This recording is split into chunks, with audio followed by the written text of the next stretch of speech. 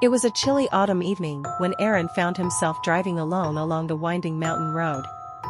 The trees on either side had begun their yearly transformation, their leaves a patchwork of amber, gold, and crimson, but the fading light of the day cast everything in a somber shade.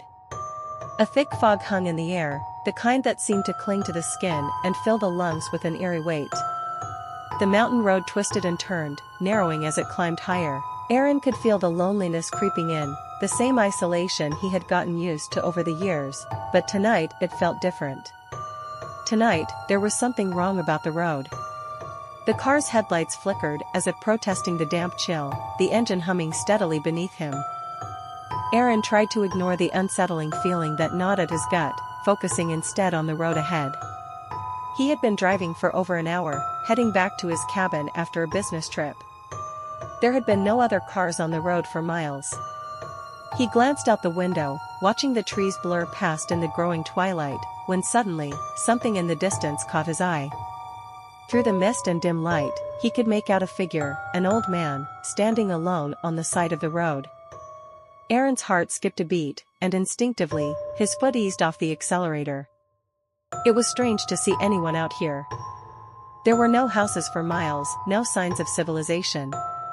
The man's silhouette was nearly swallowed by the fog, but as he grew closer, Aaron could make out the details: tattered clothes, an old hat, a cane held in one hand, though he was not using it for support.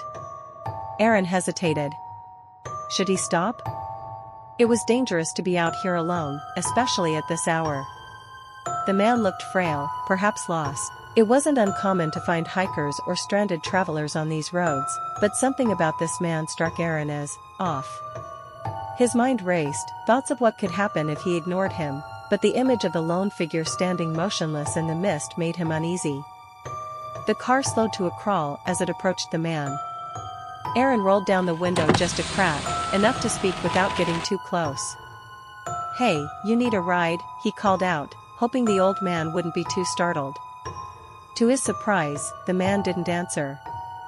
He only gave a slow, deliberate nod, his gaze never leaving the road ahead of him. His face was partly obscured by the brim of his hat, but the faint reflection of moonlight showed pale, weathered skin, his eyes empty of life, like two hollow pits. Despite the unsettling nature of the encounter, something in Aaron's gut urged him to help. He unlocked the passenger door and, without a word, the old man shuffled toward the car and climbed inside, moving in a strange, unnatural way, as though every step took immense effort.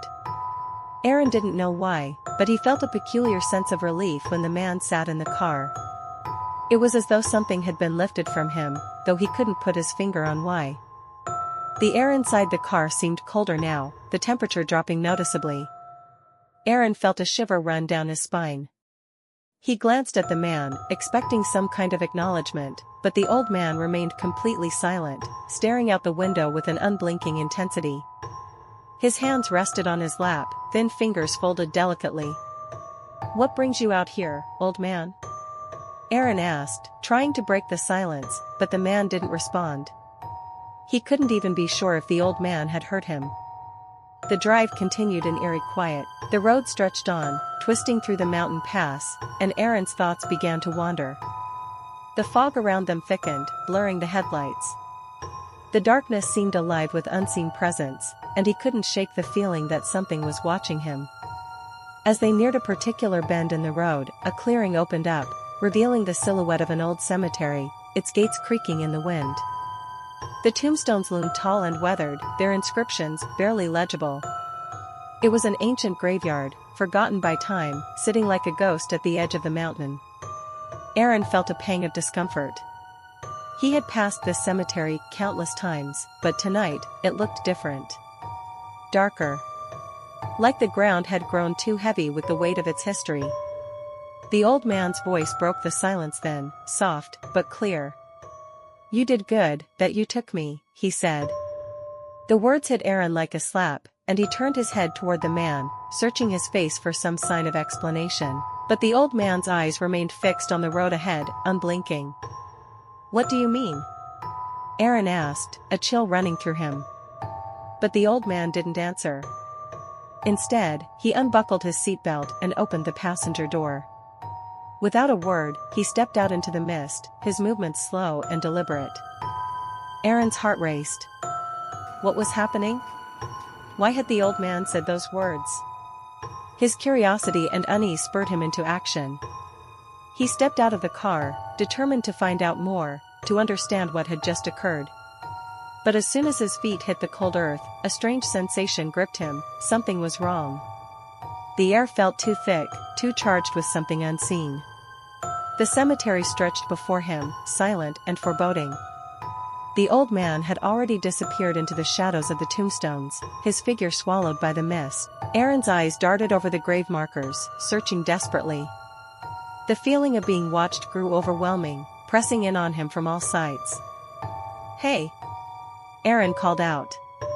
"Where are you going? What did you mean by that?" But there was no answer.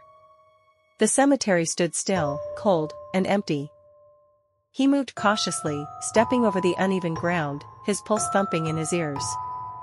He called out again, but the words died in his throat as his eyes fell on something that made his blood run cold, a faint, pale handprints on the fogged window of his car. It looked as if someone, or something, had pressed a hand against the glass, and the imprint was impossibly soft, as though it had no bones beneath the skin, just a fluid, lifeless mass. A tremor ran through him. The memory of that touch, the old man's hand, rose in his mind. Soft. Featureless. As if it had been made of liquid, no bones, no joints, just a pliable, shapeless mass. A cold wave of fear hit Aaron like a crashing wave, and he spun around, his heart in his throat. The figure was gone. Aaron stood frozen, the emptiness of the cemetery pressing down on him. The old man, he hadn't just disappeared. He had vanished. Gone. No sign of him. The cemetery's stillness felt oppressive, unnatural. Suddenly, Aaron's eyes darted toward the tree lean at the far edge of the cemetery. There, for a moment, he saw it, a shadow. A figure standing just at the edge of the woods, watching him. The figure was far too still. Too perfect. As though it were part of the night itself. Aaron's breath caught in his throat. He didn't need to think twice. He sprinted back to the car, jumped in, and slammed the door shut behind him. His hands shook as he turned the key in the ignition, the engine roaring to life. The moment he hit the gas, the car shot forward, tires screeching as he sped away from the cemetery, from the shadow, from whatever it was that had been lurking in the darkness. The road blurred past, and the shadows that clung to the trees no longer seemed like shadows at all. They were something else, something darker, something alive. As Aaron reached the edge of the mountain pass, his eyes flicked to the rearview mirror, a terrible instinct pulling him to look back. What he saw made his blood run cold. In the reflection, the soft, boneless hand was there again, pressed against the back window, just as it had been before. The old man's figure loomed behind him, his face hidden, but the hand, so unnaturally soft, so inhuman, was unmistakable. Aaron slammed his foot on the gas, the road ahead becoming a blur of fog and headlights. The hand, the figure, the voice, they stayed with him. There was no escaping it. Had the old man been a spirit? An angel? Or something else entirely? He didn't know. He could never be sure. But whatever it was, he knew one thing for certain now: he was not alone on that mountain road.